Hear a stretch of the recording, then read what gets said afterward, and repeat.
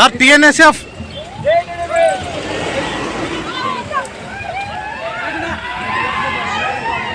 దండ దండ ఉంది ముందర.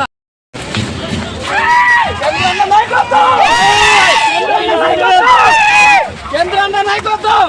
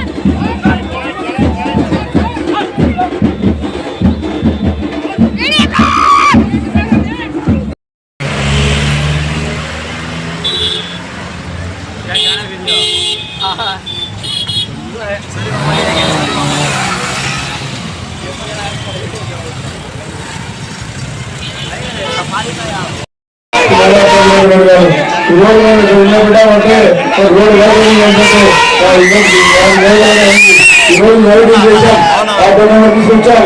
మైనార్టీ సంక్షేమం కోసం చేసే కార్యక్రమాలు భారతదేశంలో కార్యక్రమాలు చేశాం.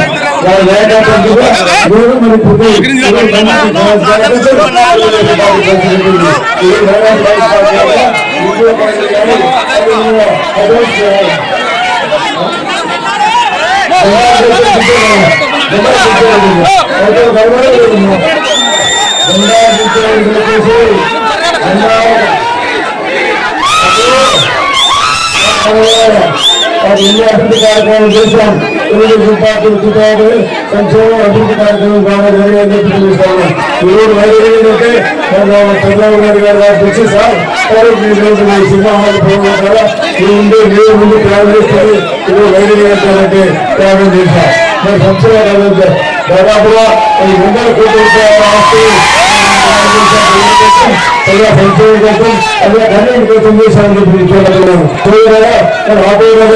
ఆటో నగర్ తీసుకొచ్చే రాష్ట్రంలో ఆటో నగర్ తీసుకొచ్చేసి అడిగారు. 96 మరి ఆటో నగర్ తీసుకొచ్చాం. గుంటూరు ఆటో నగర్ ఏర్పాటు చేశాం. బాధ్యత కార్యక్రమం చేయడం జరిగింది.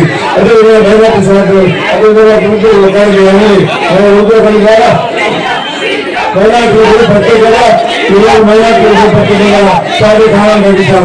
మైనార్టీ అభివృద్ధి కోసం కంపెనీ సేవలు ఏర్పాటు చేశాం. మైనార్టీ కోసం హైదరాబాద్ ఆదేశం ఏర్పాటు చేశాం. హైదరాబాద్ తీసుకుంటున్నాం. శ్రీ నారా చంద్రబాబు నాయుడు గారు హైదరాబాద్ అభివృద్ధి చేయడం కారణం మొన్న ఈ సైతం ముఖ్యమంత్రి గారు ఏమో చేశారు. ఒక 12 దేశాల తీసుకొచ్చాం. ముఖ్యమంత్రి గారు మాట్లాడతారు. మన పొలాలు స్వాధీనం చేసుకోవాలి, వారి ఫోటో పెట్టుకోవాలి, అది వారి ఫోటో పెట్టుకోవాలి. ఈరోజు ఏం చేస్తా ఉన్నారు, మనం మీటింగ్ పెట్టి అదే పనిగా తీసుకొచ్చి వారు ఈరోజు తీసుకొస్తారు. దయచేసి కార్యక్రమం చేయకూడదు. కాబట్టి అభివృద్ధి కార్యక్రమం చేస్తా ఉన్నాం. అభివృద్ధిని కాన్షియస్ అవసరం ఉంది. ఈరోజు రాష్ట్రంలో మైనార్టీల కోసం ప్రత్యేకంగా మేము చేశారా 3% రిజర్వేషన్ ముందుగా చర్చించారు.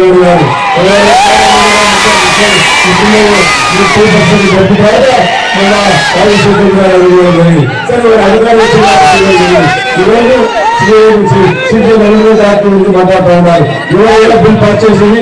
ఎంపీ గారు పార్లమెంట్ బిల్ పాస్ చేసింది. చెప్పండి ఎవరు బిల్లు సీజన్ అమౌంట్ ఎవరో పాస్ చేసింది. విధంగా 22 ఎంపీలు ఉంటే సెలవు చేస్తామని చెప్పినారు. ఏం సంక్షేమ కార్యక్రమం చేశారా? అందరూ ఆలోచించుకున్న సంవత్సరం చూస్తున్నారా తెలుగుదేశం పార్టీ రావాలా, చంద్రబాబు గారి నాయకత్వం రావాలా, పేద సంక్షేమం జరగాలా, పేద అభివృద్ధి చెందాలా, పేదలకు ప్రజలకు ఈరోజు చంద్రబాబు గారు పరిస్థితులు సంక్షేమ కార్యక్రమాలు భారతదేశంలో ఇద్దరు కూడా సంక్షేమ కార్యక్రమాలు ఒకసారి చేయాలని వాటి సోదరులు ఈరోజు చాలా మహిళలకు అభద్రతా భావం ఏర్పాటు చేయడం జరిగింది. కావాల్సిన సోషల్ మీడియాను కొట్టి వేలుపూరు కార్యక్రమం చేసి ముస్లింలు రెచ్చగొట్టే వారు ఈ మంచి పద్ధతి రావడం చెప్పి చేశారు. వ్యాపార గారు సార్ అందరూ తీసుకొచ్చారు, అదేవిధంగా డైరెక్ట్ ఫ్లైట్ తీసుకొచ్చారు ముస్లింలకు. ఈ ద్వారా చేశాం ఉర్దూ యూనివర్సిటీ హైదరాబాద్ ఉర్దూ యూనివర్సిటీ ఏర్పాటు చేశారు. ఏ చేశారు కార్యక్రమాలు పరిపాలన ఏదో పుస్తకాలు పిచ్చిగా మాట్లాడుతుంటా అనంతరంగా చెప్పడం జరుగుతూ ఉంది. కాబట్టి అభివృద్ధి కార్యక్రమాలు చేపట్టాలంటే తెలుగుదేశం పార్టీ ఉన్నప్పుడు జరిగాయి. కానీ ఈయన ఏం చేశాడు? ఏమైనా గృహం పథకం ఇచ్చావా? గృహం పథకం వచ్చినా సార్ ఉన్నది 50,000 రూపాయలు పెట్టారు. పిల్లలు పిల్లలు రాకపోతే 30 సంవత్సరాలు 40 సంవత్సరాలు కూడా పిల్లలు రాకపోతే ప్రభుత్వం ఆధారాలు పెట్టి మొట్టమొదటిసారిగా ప్రవేశించిన మహానుభావులు చంద్రబాబు వారిని సంస్కరించ వారిని చెప్పాల్సిన అవసరం వారు చేసిన సంక్షేమ కార్యక్రమం వాళ్ళు ఈరోజు ఇస్తున్న చాలా మంది వచ్చారు. వాయా మీరు బడ్జెట్ ఏమైంది? ఇదేమైనా బడ్జెట్ ఇచ్చినారా? బడ్జెట్ ఏర్పాటు చేసిన కార్యక్రమం చేసినారా? ఏ కార్యక్రమం కూడా చేయలేదు. కాబట్టి ఎందుకు చంద్రబాబు గారు పోయారా? ఎందుకు జగన్ గారు 20,000 విషయాలు వచ్చి మీరు తెలుసుకున్న సంవత్సరాలు వారి సోదరులారా మీరు ఆలోచించుకుంటే చాలా ఉన్నాయి. చాలా కార్యక్రమం ఉంది, చాలా మంది యోగాలు ఉన్నాయి. కాబట్టి ఈరోజు ఈ కార్యక్రమం కార్యకర్తలు అవకాశం కల్పించారు. చాలా మంది ఈ కార్యక్రమం మైనార్టీల కోసం నేను త్యాగం చేస్తాను, ఇది విధానంలో పెట్టుకుంటాను, మైనార్టీ ముస్లింలకు చెప్పని పెడతాను సార్. ముస్లింలకు విధానంలో నేను రక్షణ కల్పిస్తాను. నాది బాధ్యత ముస్లింల కోసం ఉన్న సంక్షేమ కార్యక్రమం ఏర్పాటు చేసి మీరు చేశారా? ముస్లింల కోసం కొంత పని దేశాలు విషయాలు చేయలేదు. కార్యక్రమాలు ఏం చేశారు?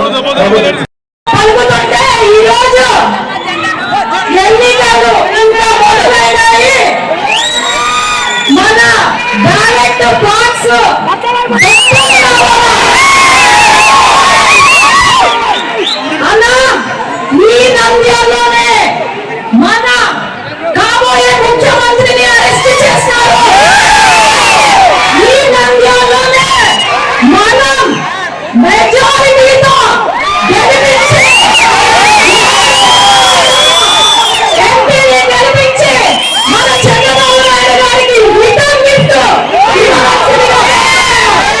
అట్లనే ఇక్కడ పేటీఎం బ్యాచ్ వీళ్ళందరికీ కూడా 20 రోజులు అంటే మీరు లెక్క పెట్టుకోండి. వీళ్ళందరికీ కూడా బుద్ధి చెప్పే సమయం వచ్చిందని ఈనాడు నంద్యాల పార్లమెంట్ లో అత్యధిక మెజారిటీతో మనం గెలవబోతున్నాము. పవన్ కళ్యాణ్ గారి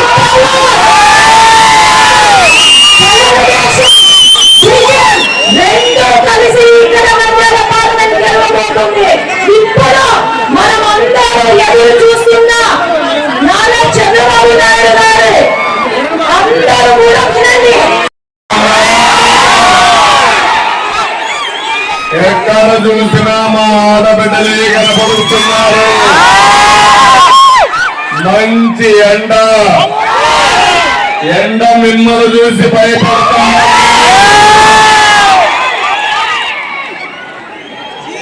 నంద్యాలకు రాగానే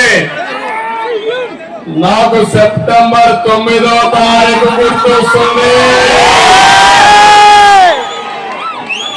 ఇక్కడే మీటింగ్ పెట్టి మీటింగ్ కంప్లీట్ చేశారు. జ్ఞాపకం ఉందా లేదా?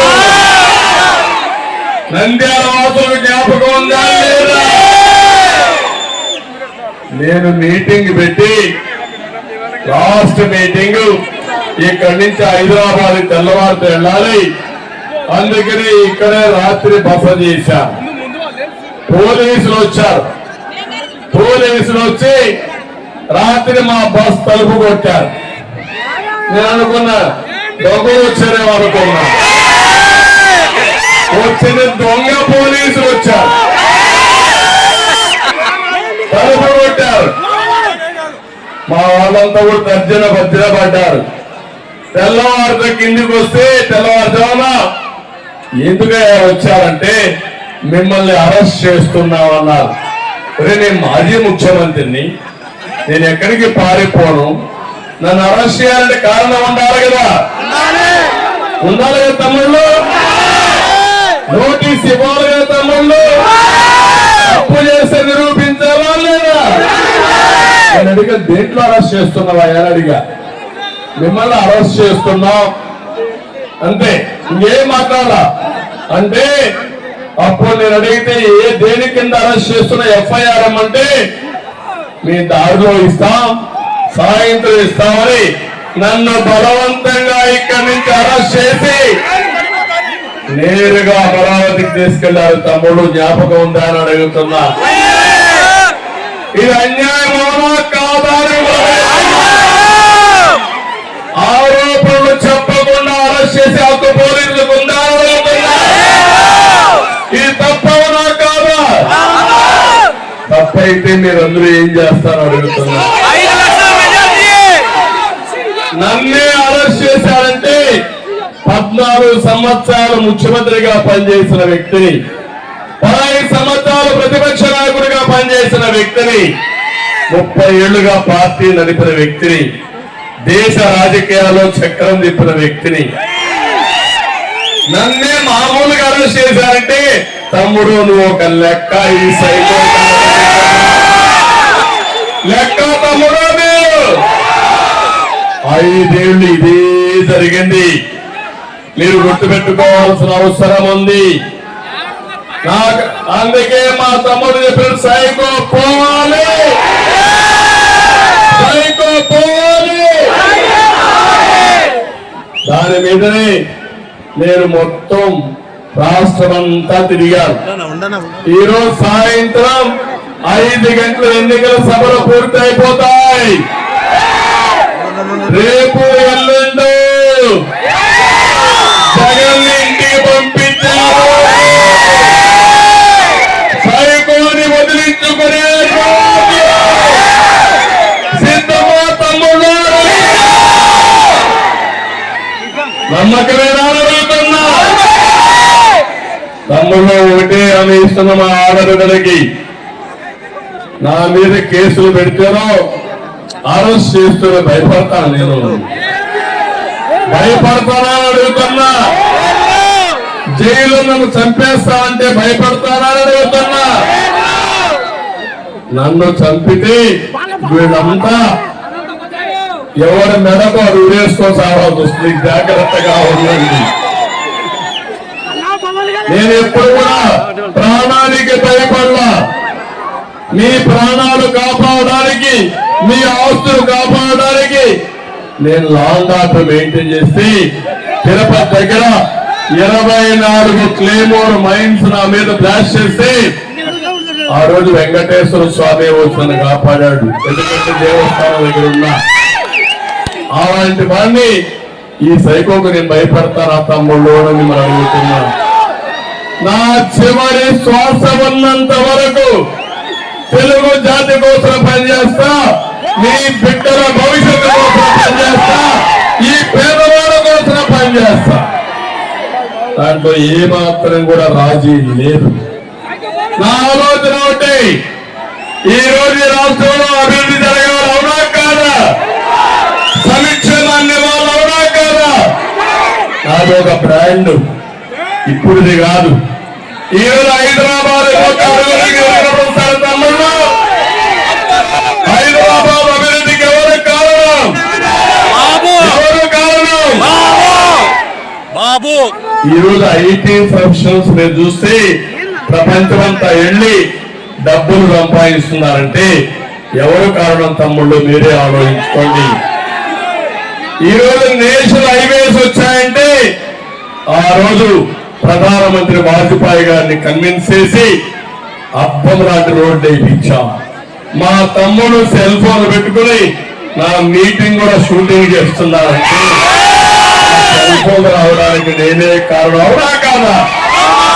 ఎవరైనా సెల్ ఫోన్ గురించి మాట్లాడా? ఏ రాజకీయ నాయకుడు మాట్లాడా? నిన్న సైకో చెప్తున్నా నాకు ఫోనే లేదు లేదు నా అడ్రస్ జైలే అడ్రస్ అని చెప్పే పరిస్థితికి వచ్చారు. అలాంటి వారు మిమ్మల్ని గట్టెక్కిస్తారా అని మిమ్మల్ని అడుగుతున్నా.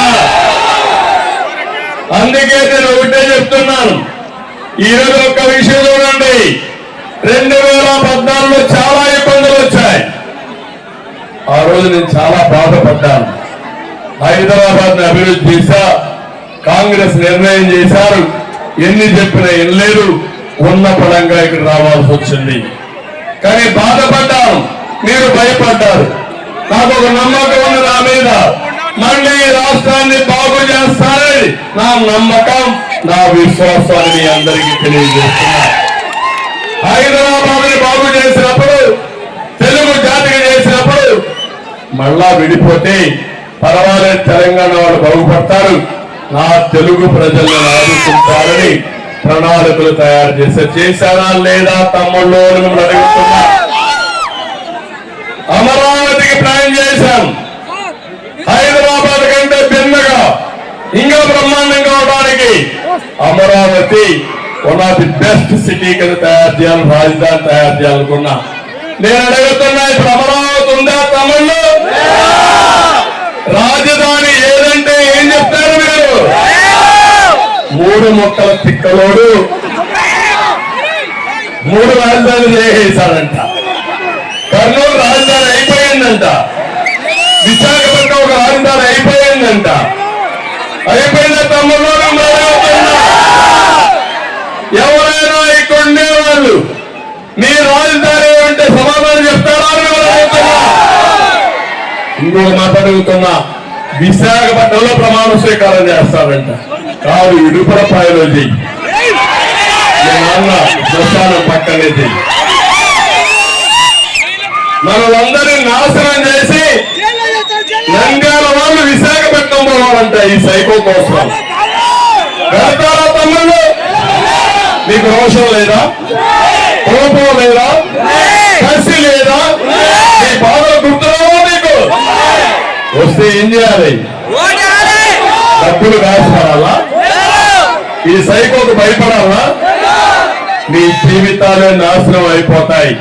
నేను ఆ మాటే చెప్తున్నా మీ అందరికీ, నా కోసం కాదు మీకోసం చెప్తున్నా. నేను కట్టిన ఇళ్లకు రంగుల పిచ్చోడు రంగులు వేసుకున్నారు కానీ మీకు ఇచ్చారా తమ్ముళ్ళు? ఎక్కడ పిచ్చో నాకైతే అర్థం కాలేదు.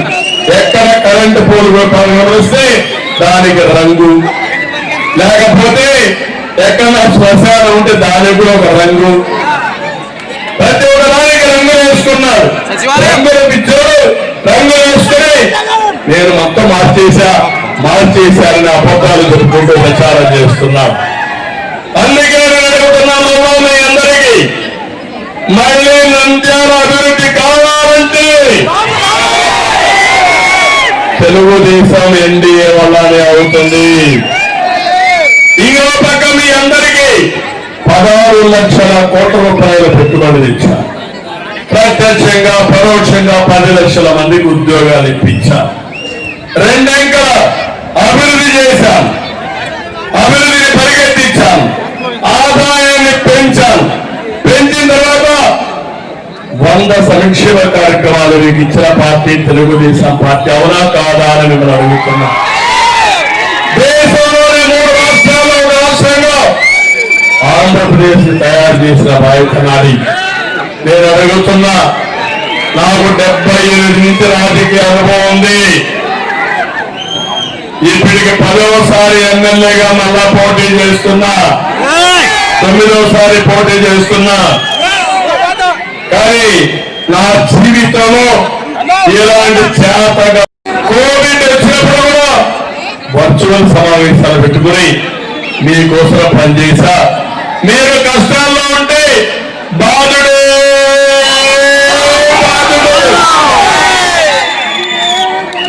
ఎన్నికల ముందు తల మీద చేయి పెట్టాడు, బొగ్గలు విన్నాడు, ముద్దులు పెట్టాడు. ఎన్నికలైనాక పిడి గుద్దులే. అది అయిన తర్వాత ఇదే కర్మారి నేను రాష్ట్రం అంతా తిరిగి మీకు అండగా నిలబడ్డాను. ఏంటి రాష్ట్రానికి కర్మ? ఒక రంగుల పిచ్చోడు, ఒక సైకో ఈ రాష్ట్రానికి అయ్యి ఎవరన్నా మాట్లాడితే శుక్రవారం రోజు గోడ దూకుతారు ఈ పోలీసులు. ఆ రోజు ఇంకో పక్కన వైసీపీ నాయకులు ప్రొక్లైన్ తీసుకొస్తారు. పరువుకు మాట్లాడితే ఆ ఇల్లు కూల్చేస్తారు, ఇంకొకరు మాట్లాడితే వాళ్ళ ఇల్లు కూల్చేస్తారు. అంటే కూల్చడం తెలుసు కానీ నిర్మాణాలు తెలియదు. ఈ జగన్మోహన్ రెడ్డి అవునా కాదా చెల్లెమ్మడు చెప్పండి. అవునవును చెప్పండి. అవును విధ్వంసం ప్రారంభమైన మా ఇంటి పక్కనే ప్రజల డబ్బులతో కట్టిన ప్రజా వేదికను కూల్చి ఇదే చేస్తారని చెప్పినటువంటి సైకో ఈ జగన్మోహన్ రెడ్డి మాకు తెలియజేస్తున్నా. తమ్ముళ్ళు ఇప్పటికైనా అడుగుతున్నా, అన్ని అబద్ధాలు చెప్తాడు. వాస్తవం చెప్పబోయా, మీ బాబాయిని ఎవరు చంపారు? ఎవరు చంపారు చెప్పబోయా? మీ చెల్లెలను చెప్పబోయా? పోనీ నేను అడిగాను చెప్పబోయా? మా ప్రజలు అడుగుతున్నారు, చెప్పాలా లేదా? కోడి కట్టి డ్రామా మీకు కావాలన్నా? గులకరాయి డ్రామా మీకు కావాలన్నా? మీకు కావాల్సింది అభివృద్ధి అవునా కాదా? అందుకే నేను చెప్తున్నాను, బాబాయిని గొడ్డలు వేస్తూ చంపేసిన వాడు, చెల్లెల్ని క్యారెక్టర్ అసాసినేషన్ చేసేవాళ్ళు ఎక్కడో చూసారా? తల్లి నీ కొడుకు అనుకుంటావా? నీ కొడుకు నీ కూతుర్ని ఏ బట్ట కట్టుకున్నారో చీర గురించి మాట్లాడే ఒక సైకోని ఏమన్నా అని అడుగుతుంది. ఇష్టం లేకపోతే గమ్మనుండు, పుట్టుకని ప్రశ్నిస్తున్నారు. పూజ చేశారంట, చేశారా? చేశారా అని అడుగుతున్నా. మీ జీవితంలో మార్పు వచ్చిందా అని అడుగుతున్నా. ఇంకొక పక్క అక్కలకు చెల్లెమ్మడికి ఇల్లు కట్టాడంట. ఏం కట్టాడా? ఇల్లు బాగున్నాయి కదా, మీరందరూ ఆ ఇంట్లో ఉన్నారు కదా, ప్యాలెస్ లో కదా. జగన్ ప్యాలెస్ లో ఉండే అలవాటు మీకు కూడా ప్యాలెస్ కట్టించాడు. కట్టించాడా? లేదమ్మా కట్టాడు. చెప్తున్నాడమ్మా ఆయన కట్టాడని. కట్టలేదా? అరే నేనే మోసపోయానా? అంటే ఎలాంటి పిచ్చోడంటే ఊహాగానంలో ఉన్నాడు. నేను విశాఖపట్నంలో ఒక ప్యాలెస్ కట్టుకున్నా, హైదరాబాద్ లో ఒక ప్యాలెస్ ఉంది, ఇడుపులమాయలో ఉంది, బెంగళూరులో ఉంది. ఈ పేదవాళ్ళు కూడా ప్యాలెస్ ఉందని ఆనందపడమంటున్నాడు మిమ్మల్ని అందరినీ. వస్తుంది ఆనందం మీకు. అల్లు అర్జున్ వస్తే ఇలాంటి తప్పుడు రాజకీయాలు, చౌక రాజకీయాలు ఎవరన్నా చేస్తారా? తమ్ముడు మీ ఇంటికి వచ్చాడు అల్లు అర్జున్, తప్పు లేదు. కానీ జనసేన అధినేత పవన్ కళ్యాణ్ గారు జనసేన పార్టీ అధ్యక్షుడు అవునా కాదా? అది వేరే పార్టీలు వాడుకోవడం నీతి భయం అవునా కాదా? తప్పవునా కాదా? అన్ని చీకటి రాజకీయాలు, అసహ్య రాజకీయాలు, చెత్త రాజకీయాలు చేస్తున్నారు ఈ సైకోలంతా. పెద్ద సైకో తాడేపల్లి బ్యాలెన్స్ లో ఉంటే ఒక చిన్న సైకో ఈ నంద్యాలలో ఉన్నదంటే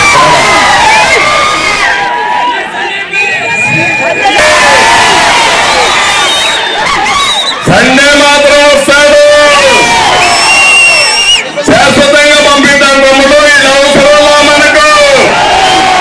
నేను అందుకే మీ అందరికీ హామీ ఇస్తున్నా, సూపర్ 6 లో మా ఆడబిడ్డల కోసం మహాశక్తి తీసుకొచ్చాను. ప్రతి ఒక్క ఆడబిడ్డకు 1500 రూపాయలు నెలకిస్తా. సంవత్సరానికి 18,000, 5 ఏళ్లకు 90,000 రూపాయలు ఇచ్చే బాధ్యత నాదని మా ఆడబిడ్డలకు హామీ ఇస్తున్నా. సాయంత్రానికి ఇంకొక మీటింగే ఉంది. అందుకే దీన్ని ఒక చెత్త బుట్లో మారేస్తున్నా. తమలో ఇంకొక విషయం, ఇప్పుడు ఒక సాంగ్ ఏనండి, మీరంతా ఒక ఐడియా వస్తుంది. ఏం తమ్ముడు రెడీగా ఉన్న సాంగ్?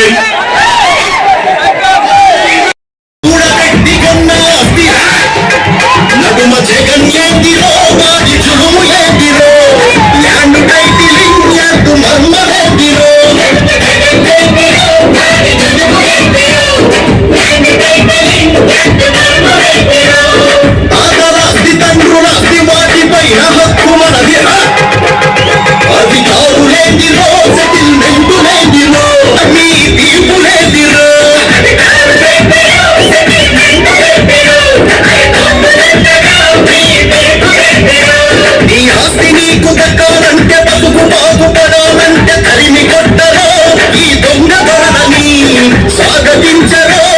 చంద్రబాబుని తరిమి కొట్టారు మీ దొంగలని స్వాగతించారు చంద్రబాబుని తరిమి కొట్టారు మీ దొంగలని స్వాగతించారు చంద్రబాబుని తరిమి కొట్టారు మీ దొంగలని స్వాగతించారు చంద్రబాబుని స్వాగతించారు చంద్రబాబుని. ఓటేసే ముందు ఒకసారి ఆలోచించుకోమని మిమ్మల్ని అందరినీ కోరుతున్నాం. ఈరోజు ఇంకొక పక్క తమలో అన్నా క్యాంటీన్ వస్తుంది, దుల్హాన్ వస్తుంది, రంజాన్ తోఫా వస్తుంది, విదేశ విద్య వస్తుంది, చంద్రన్న బీమా వస్తుంది. మీ ఆరోగ్యం కోసం 25 లక్షల రూపాయలతో హెల్త్ ఇన్సూరెన్స్ కూడా ఇచ్చే బాధ్యత నాది. ఇక్కడికి వచ్చినప్పుడు నేను ఒకటే కోరుతున్నా, మైనారిటీ సోదరులు ఎక్కువ ఉండే ప్రాంతం నంద్యాలలో నేను పెట్టిన అభ్యర్థి ఫరూక్ గారు తెలుగుదేశం పార్టీ పెట్టినప్పటి నుంచి క్రమశిక్షణ కలిగిన సైనికుడుగా ఫరూక్ గారు పనిచేస్తున్నారు. నేను ఇక్కడే మైనారిటీ సోదరులు అడుగుతున్నా, ఎవరు కట్టారయ్యా? కర్నూలులో ఉర్దూ యూనివర్సిటీ ఎవరు పెట్టారు? నేనే కదా. హైదరాబాద్ లో ఉర్దూ యూనివర్సిటీ పెట్టారు నేనే కదా. అదే మాదిరిగా ఉర్దూ రెండో భాష చేసింది నేనే కదా, అవునా కదా. హైదరాబాద్ లో ఆజ్ హౌస్ ఎవరు కట్టారో నేనే కట్టా. విజయవాడలో ఆజ్ హౌస్ నేనే కట్టా. ఇంకొక దుల్హాన్ ఇచ్చా. ఇమాములకి మౌజుములకి 5,000 3,000 రూపాయలు ఆందోళన ఇచ్చా. ఇంకో పక్క నేను చెప్తున్నాను మీ అందరికీ, ఎన్ఆర్సీ గురించి మాట్లాడుతున్నారు వైఎస్ఆర్ కాంగ్రెస్ నాయకులు. ఆలోచిస్తే ఆ బై ఎలక్షన్ లో నేను వచ్చాను. ఇక్కడికి వచ్చినప్పుడు ఆయన చనిపోతే బ్రహ్మానంద రెడ్డిని ఆ రోజు మీకు హామీలు ఇచ్చాను. ఈ రోడ్లు వెడల్పు చేశా, నంద్యాల అభివృద్ధి చేశా, కానీ రెండోసారి మీరు గెలిపించలేకపోయారు. కానీ మొన్న ఒక సామాజిక న్యాయం కోసం కట్టుబడి ఫరూక్ అబ్దుల్లాకి సీట్ ఇచ్చాను, ఫరూక్ గారికి ఇచ్చాను. ఒకటే కారణం, మైనారిటీస్ కూడా ఇవ్వాలి.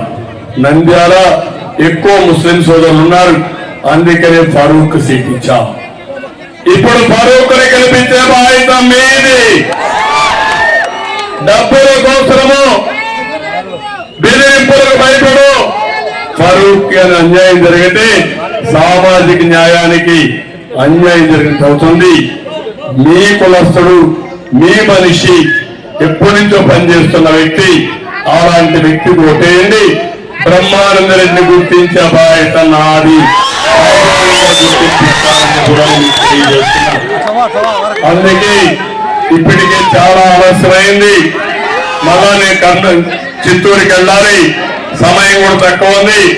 మంచి ఎండలో మీ ఉత్సాహం చూశాను. హ్యాండిక్యాప్ ఉన్నాడు, మైక్ లేని తమ్ముళ్ళు, టైం లేదు. అలాంటి దివ్యాంగులకి 4,000 నుంచి 6,000 రూపాయలు పింఛన్ చేసిన పార్టీ తెలుగుదేశం పార్టీ. మానవత్వం ముందుకు పోయే పార్టీ తెలుగుదేశం పార్టీ. ఇవన్నీ చేస్తా. ఒక్కసారి మా మేనిఫెస్టోని, సైకో మేనిఫెస్టో ఒకసారి చదవండి. చదివితే ఒక్కరు కూడా ఓటేయకుండా థంపింగ్ మెజారిటీ అందరినీ గెలిపించండి. 13 మీరు తెలుగుదేశం పార్టీని మిత్రపక్షాల అభ్యర్థిని గెలిపించండి. ఆ తర్వాత ఏం చేయాలో చేసి చూపిస్తానని మీ అందరికీ హామీస్తూ అందరికీ నమస్కారాలు. జై మా తమ్ముడు కోరిక నెరవేర్చాలి.